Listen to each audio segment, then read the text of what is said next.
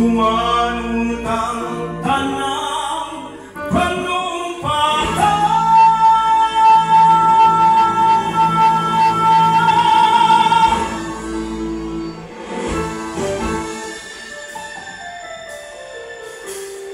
Ang pagod sa kapalaran,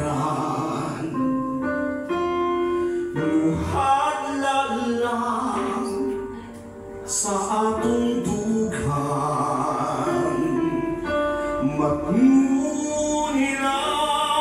na dili mapapas ang saada sa atong gugma.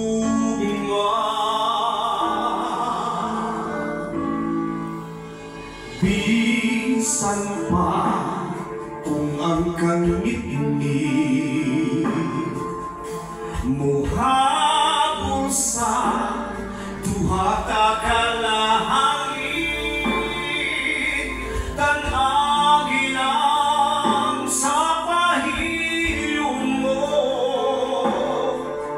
ang gugma mo, maoy kahaya ko.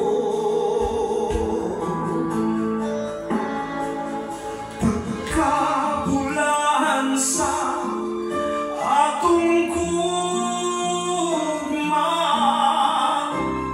ni matalagi ang huma, dili takawangon, dili tabagyason, tumanong kang tanang panumpatan.